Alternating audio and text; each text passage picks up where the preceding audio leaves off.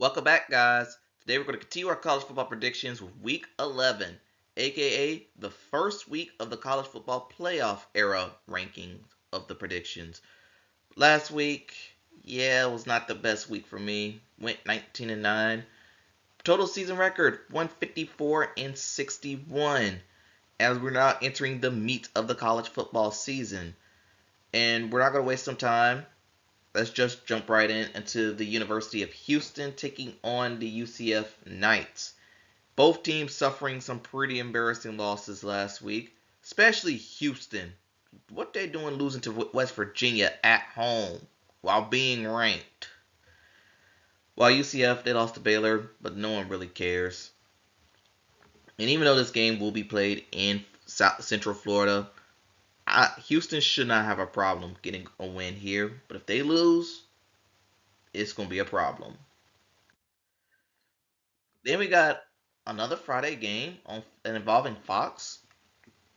We got the Northwestern Wildcats taking on the USC Trojans. And I believe both teams, well, Northwestern's coming off a bye week. USC's coming off a road win over Nebraska. And while that game was not high scoring, it showed that defense is kind of capable at USC. And that's what they want, a somewhat tolerable defense. But yeah, being played in Southern Cal, Friday night, at home, double-digit favorites. It's not. Everything should point towards USC getting the win. Ugh. Now we got Indiana taking on Penn State. This would have been game of the week in the preseason when looking at this. But yeah, things have changed. Indiana, another blowout win, this time over Maryland on the road. Penn State, blowout loss to Ohio State. What else is new? Double digit favorites. Indiana's on a mission. They're the second best team in the country. Indiana should get the win here. And then we have the Georgia Bulldogs taking on the Mississippi State Bulldogs. Well, Georgia's coming off a close victory over Florida, where officiating might have swayed that victory. While Mississippi State getting their first SEC win in over, I think, 2 years, beating Arkansas, which proven to be not hard. And even though, and I do think this game is going to be tightly contested, I think it's going to be closer than what the people think. But I do think Georgia will prevail late in this game. They're going to get the win. But Mississippi State, you still need just one win to become bowl eligible. Whether could y'all get there or not, we'll have to wait and see.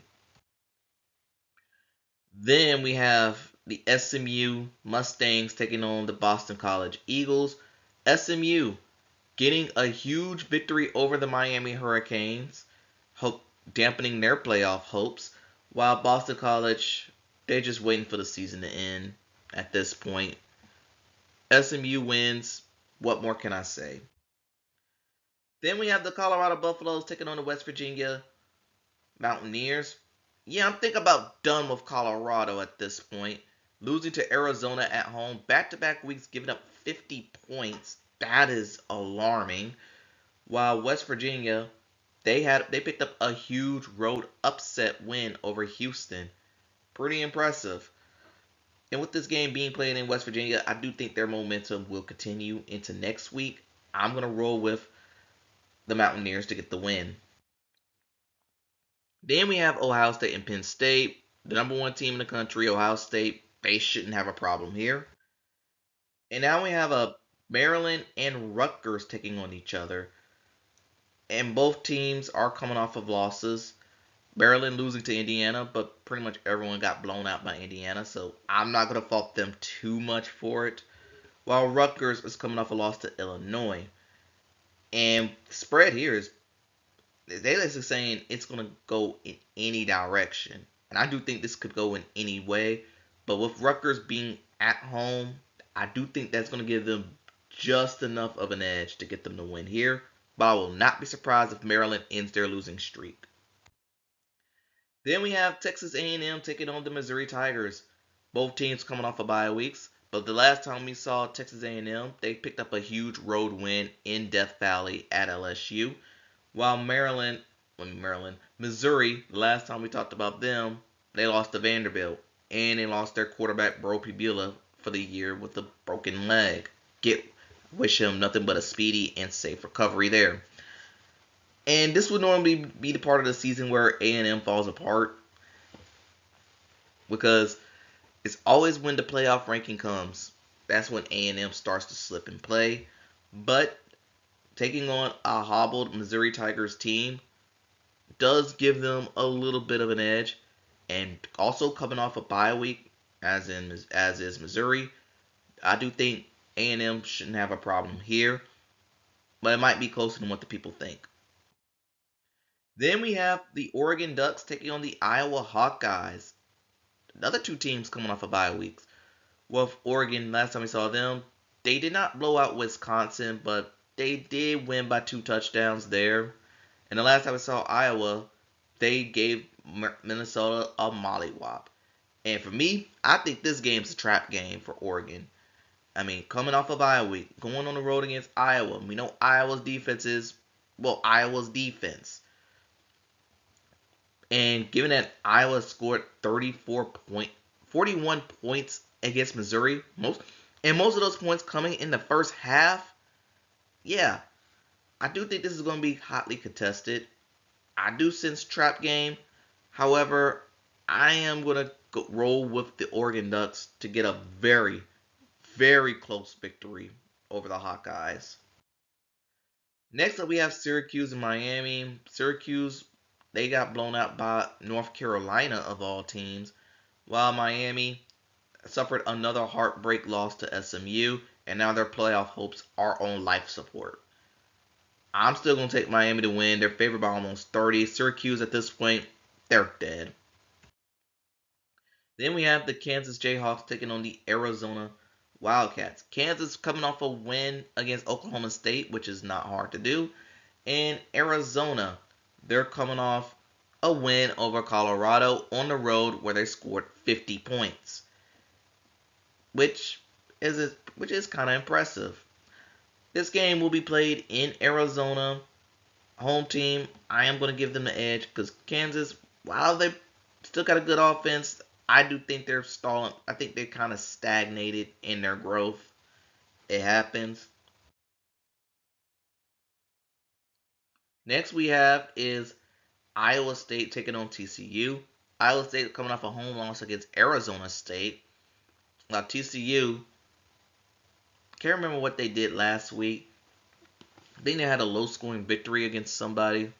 Correct me if I'm wrong there. But with this game being played in TCU and Iowa State, yeah, they're about to fall apart themselves. I'm going to take the Horned Frogs to get the win. And by the way, TCU actually came off a bye week, if you don't remember. It just clicked for me. Then we have the Auburn Tigers taking on the Vanderbilt Commodores. Auburn coming off an embarrassing defeat at home against Kentucky, where they did not score a touchdown. And this ended up costing Hugh Freeze his job, as he was fired swiftly after that game. Meanwhile, Vanderbilt, I think they're coming off a bye week. No, wait, they're not. They're coming off a loss to Texas, where they did not get off to a huge start. They did not get off to a fast start in that game. They did try to put a late rally in that game, but it was too little too late. Auburn, their interim head coach is, DJ Durkin. Is that the same DJ Durkin that accidentally killed a guy in Maryland? Yeah, that's true. I mean, hopefully he grew from that moment and found some sort of forgiveness from the family of that incident, but that's neither here or there. I'm still taking Vanderbilt to win this game. Next we have is Washington taking on Wisconsin. And both Washington's coming off a win. Actually, both teams are coming off bye weeks, but Washington is finally ranked. In Wisconsin, oh boy, just end the season. Delete your program. Matter of fact, don't delete it. Nuke it. Because this is the worst Power 4 team I've seen in some time. No offense, no hope. I'm giving it to Washington to win this game. Wisconsin, you better hope Hunter Simmons is not starting for you at quarterback. Then we have the Stanford Cardinals taking on the North Carolina Tar Heels. Stanford's coming off a loss to Pitt, while Carolina picked up its first conference win against Syracuse on Halloween night. And they did so mostly using the defense. And I've been saying it for weeks. The team has looked better than what they've been looking like early in the season. I am seeing some levels of growth. And with this game being played in Chapel Hill, I do think North Carolina could get a second win in conference play. Then we have the Wake Forest Demon Deacons taking on the Virginia Cavaliers. Wake coming off a blowout loss to Florida State. In Virginia, coming off a win against Cal, and right now they appear at number 11 in the first college football playoff rankings as the ACC favorite. Yes, ACC is a mess again this year. With this game being played in Virginia, being favored by touchdown, and given that Wake did not look all that great last week, I'm going to go ahead and pick the Cavaliers to win this game. Then we have the California Bears taking on the Louisville Cardinals. Cal coming off a loss to Virginia. And Louisville, they beat Boston. I think they beat Boston College last week. Correct me if I'm wrong there. I think they're pretty much the favorite in the ACC right as of right now. But I'm gonna go ahead and go with Louisville. 20-point favorites. It shouldn't be that hard for them. Then we have a game that everyone thought was going to be the ACC title for the ACC title, but things have taken different paths. We got the Florida State Seminoles taking on the Clemson Tigers. Florida State ended their 4-game losing streak against Wake Forest, getting a 42-7 victory, while Clemson is in a hole.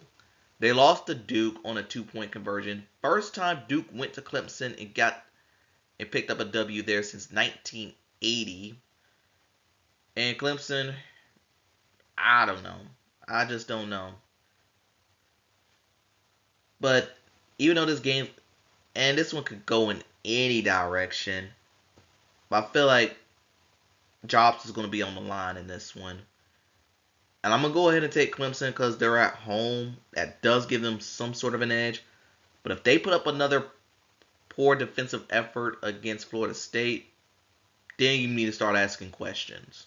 All I'm saying. Then we have LSU taking on Alabama. And both teams are coming off bye weeks, but kind of like Auburn, LSU also saw some changes.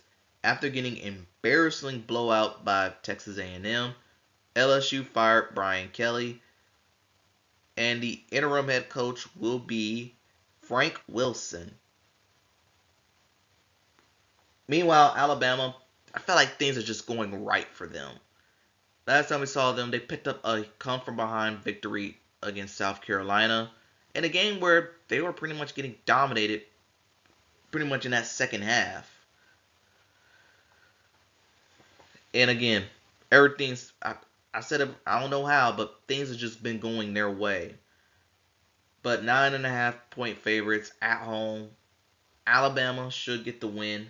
But LSU, I do think they're going to come out on fire for this one. And I'll just leave it at that. Now we got the Florida Gators taking on the Kentucky Wildcats. Florida's coming off a loss to Georgia, but Kentucky picked up their first SEC win of the season on the road against Auburn of all teams. And I do think this game could go in any direction, especially given Kentucky's recent history against Florida. But I'm actually going to go with the road team, Florida, here. I do think they're a little better. And they just took on and they're coming off a pretty close loss to Georgia. And then we have Nebraska taking on UCLA. Nebraska's coming off a loss to USC, but it did suffer a bigger loss when it's been announced that their quarterback Dylan Raiola will be out for the year. I think he broke his leg. So get well soon. UCLA is coming off a bye week, but they did suffer their first loss outside of their 3-game winning streak to Indiana. But again, everyone has lost to Indiana pretty badly this year, so don't fault them too much for it. And given that Nebraska is, I'm actually going to be curious to see how Nebraska looks after that injury. Because, I mean, Real is good, not great, but he did keep the ball afloat. Meanwhile, UCLA is coming off a bye week. They're feeling a little better about themselves. I am going to give UCLA the slight edge in this one, but I will not be surprised if Nebraska play with their hearts out and get the win. And finally, game of the week. We have the BYU Cougars taking on the Texas Tech Red Raiders in a top 10 showdown of the top two teams of the Big 12. Texas Tech, let's talk about them first. They're coming off a big win over Kansas State on the road. BYU, they're coming off a bye week, but the last time we saw them, they had a pretty good high-scoring affair game against the Iowa State. And I feel like everyone has been kind of disrespected BYU. But I think it's the same song and dance for this school. They start off hot, but then November comes, they tend to fall apart. And I think that's what the bettors are betting on. This team falling apart. And I feel like BYU has been getting disrespected this year. And this week, they're 10.5-point underdogs against the Red Raiders. And while I do think the Red Raiders are going to win this game, I don't think BYU is going to lay down and die. I do expect this to be a pretty good matchup. And hey, we could see these two teams again in December, but we have to wait and see what happens there. So yeah, that concludes the Week 11 college football predictions. Please tell me what y'all think in the comments below. Thanks for watching. Gamble safely, and I'll see you next time.